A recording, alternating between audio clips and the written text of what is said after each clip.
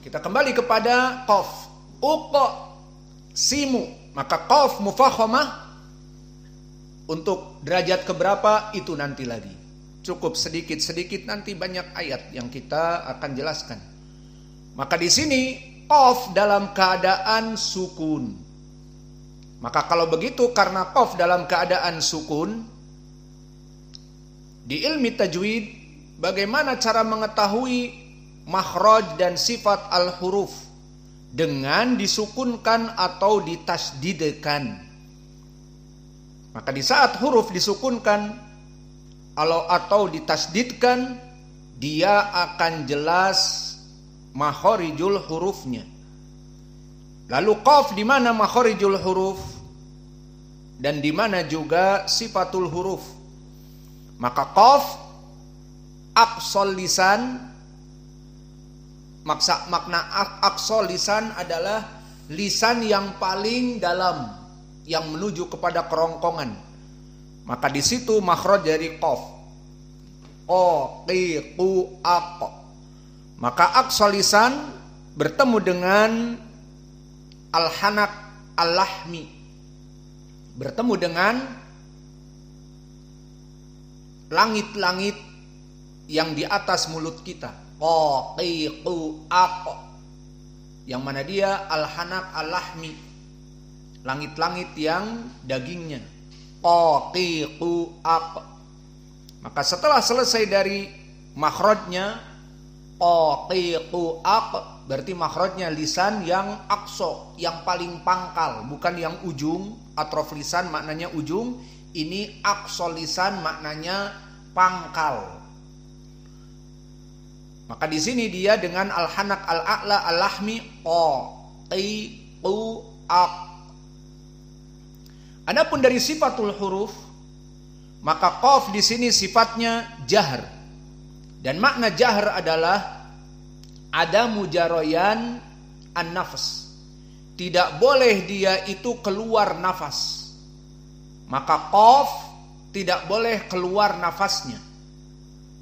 Misalnya di saat dibaca qaf disukunkan aq, maka tidak boleh menjadi aq, keluar nafas. Dan qaf di sini dia sifatnya jahr, tidak boleh keluar nafas, aq. Dan juga sifatnya jahr wa syiddah, tidak boleh keluar suara. Maka berbeda dengan beberapa makhraj yang dia itu keluar suara, dinamakan rokhawah. Seperti diantaranya sin misalnya. Bismillah. Maka di saat disukunkan sin, ada desis yang keluar dari suara. Maka di sini menunjukkan bahwa dia sifatnya bukan syiddah tetapi rokhawah. Rokhawah maknanya lebay, terlalu terbuka.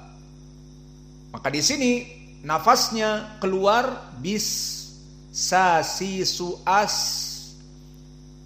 Adapun qaf sifatnya syiddah, tidak boleh suara keluar.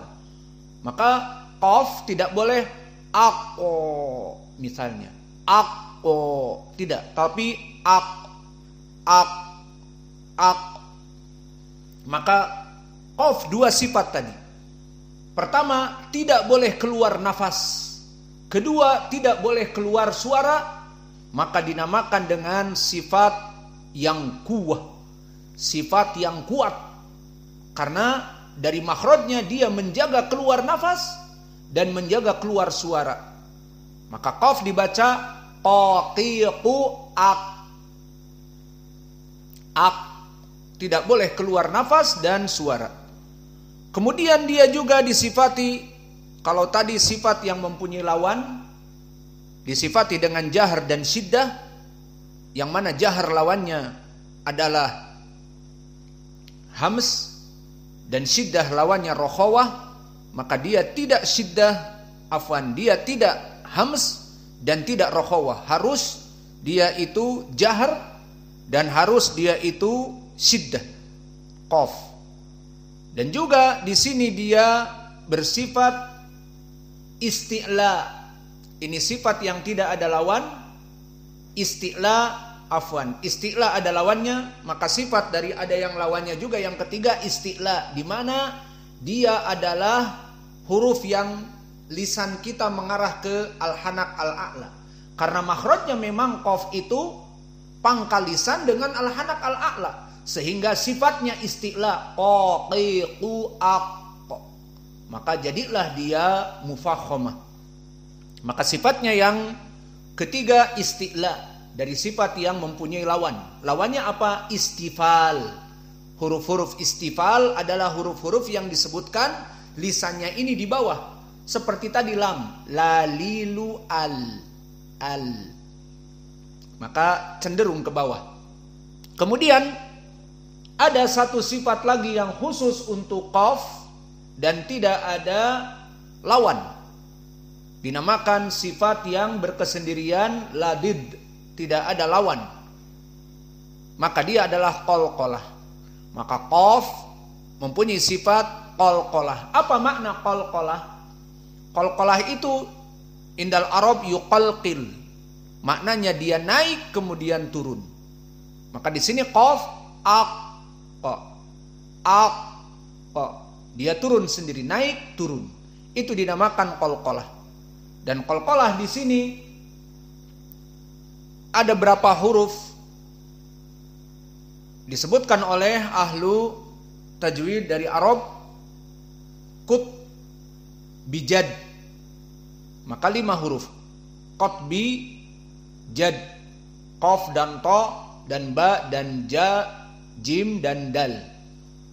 Dan orang Indonesia menyebutnya baju di to, tapi pakai to bukan ta. Toko pakai ko bukan kaf. Toko tapi toko. Karena dipaksain jadi Arab. Baju di toko. Maka ba, jim, dal, to dan qaf itulah huruf-huruf qalqalah. Maka dia jika disukunkan akan berbalik. Contohnya di sini aq, uq. Maka la uq. Maka inilah dari sifat qalqalah. Hanya sekedar faidah, jika tadi dikatakan bagaimana tadi Ustadz bilang dia itu sifatnya jahr dan syiddah, tidak keluar suara dan tidak keluar nafas, tapi tadi qalqalah aq. Kita katakan qalqalah tidak ada hubungannya dengan jahr dan tidak ada hubungannya dengan sifat syiddah. Dia sifat yang lain, di mana dia naik kemudian turun. Aq, ba juga jadi ab, lahab, dal menjadi ad, ahad, dan begitu pun jim, aj, dan juga qaf di sini aq. Maka la uq itu sifat qalqalah dan dia juga bersifat tadi syiddah dan juga bersifat jahr. Maka selesai dari qaf dan dia mufakhamah, maka harus dibaca dengan tafkhim dan harus qalqalah. La uq, maka dibaca tafkhim uq. Simu, maka sin dari huruf muraqqaqah dan mim dari huruf al-muraqqaqah. Maka di sini simu dalam keadaan roh muraqqaqah dibaca. Bihadal balad, ba muraqqaqah, ha juga huruf muraqqaqah, dal huruf muraqqaqah, alif muraqqaqah. Maka dza di sini mat tabi'i, maka kalimat bihada semuanya muraqqaqah. Lihat bacaannya bihada, maka muraqqaqah semuanya.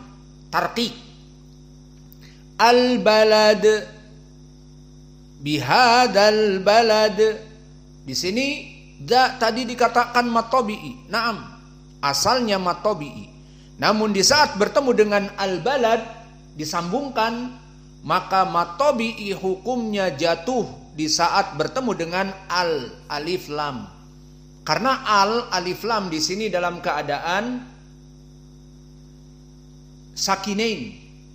Dan mad tabi'i jika bertemu dengan sakinain gagal mad tabi'inya. Maka tidak boleh dibaca mad bihada al balad, bihada al balad, la yasluh. Langsung dimasukkan, maka za-nya tidak dihukumi mad tabi'i meskipun asalnya mad tabi'i. Maka maksudnya bagaimana? Jika dia tidak disambung dengan al balad, mad tabi'i hukumnya na'am. Contoh, la uqsimu bihadza, mad tabi'i. Namun di saat disambung, la uqsimu bihadzal balad, mana za mad tabi'inya jatuh karena iltaqa baina sakinain, alif dan lam dua-dua sukun, maka dimasukkanlah za tanpa mad, bihadzal. Maka hamzah di sini juga tidak dibaca al balad, hamzahnya tidak dibaca langsung kepada lam karena lam qamariyah, bihadzal. Kenapa alif tidak dibaca hamzah di sini? Karena hamzah di sini hamzatul wasl. Apa makna hamzatul wasl? Hamzah di awal kalimat seperti di al itu hamzatul wasl. Jika dia di awal kalimat tanpa dibaca la uqsimu bihada, hanya al balad, maka hamzahnya jelas. Coba bilang saja al balad, al balad. Hamzahnya ada, iya. Tapi kok di saat disambung dengan bihada hilang? Karena dia hamzatul wasl. Jika disambung dia hilang. Maka di saat kita tanpa menyebut bihada, al balad, ada hamzahnya.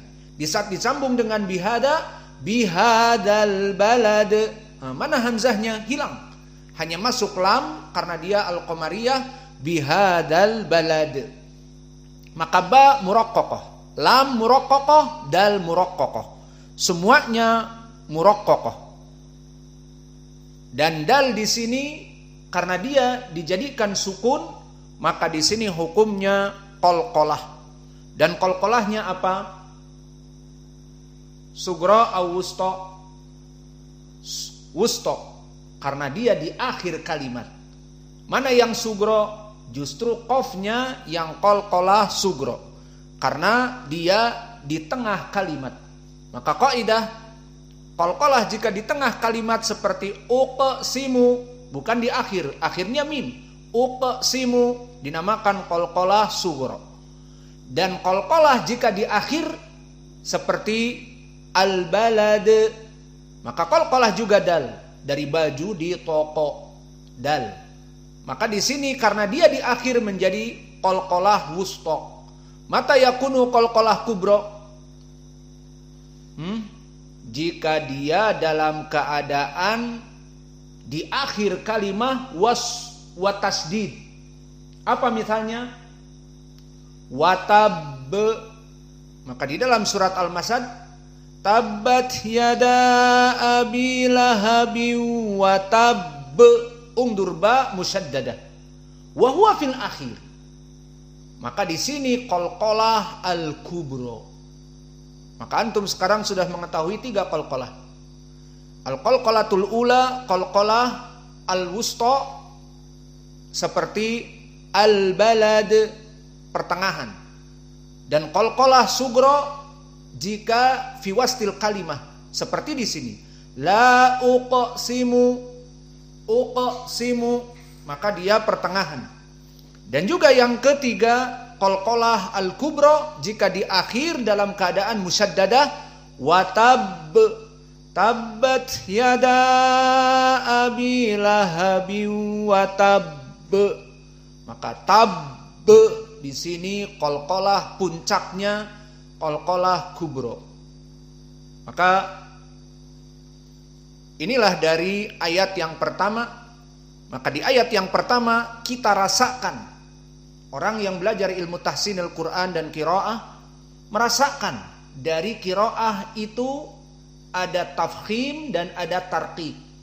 Maka rasakan la tarqiq dan bihadal balad tarqiq, kecuali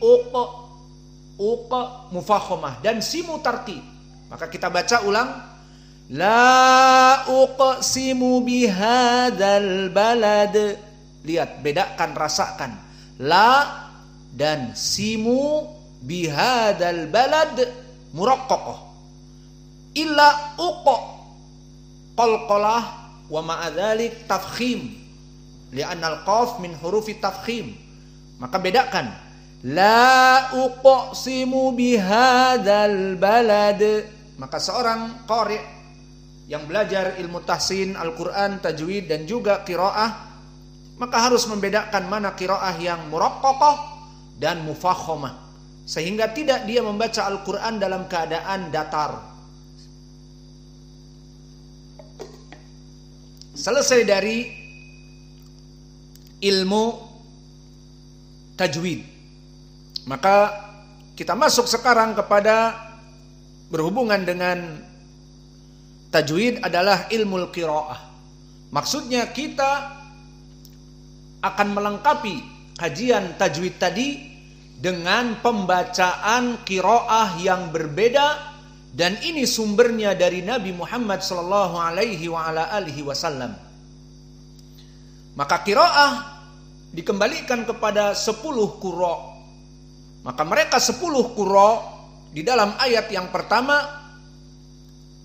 terjadi ikhtilaf menjadi 4 qiraah. Hadhil ayah tangqasimu ila arba'ati qiraat. Masuk kepada 4 qiraah dari 10 qurra. Berarti 10 orang dibagi menjadi 4. Maka yang pertama, madhab jumhur. Manhum al-jumhur, siapa yang diinginkan dengan jumhur?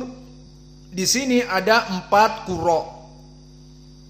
Maka dia menduduki 4 orang dalam satu madhab, satu qiraah. Maka qiraah yang pertama qiraah jumhur, manhum minhum Asim, seperti yang kalian hafal, qiraah Hafs an Asim. Maka qiraah Hafs an Asim di sini qiraah yang pertama, diikuti ataupun bersamanya qiraah Ibnu Amir Asy-Syami dan juga qiraah Al-Kisai Al-Kufi dan qiraah Khalaf Al-Ashir Al-Kufi. Maka 4 qurra, Hafs an Asim, Ibnu Amir, Al-Kisai dan Khalaf Al-Ashir, semuanya membaca dengan madhab yang pertama apa? Tawassut mad jaiz munfasil. Dibaca mad jaiz munfasil yang mana? La uqsimu.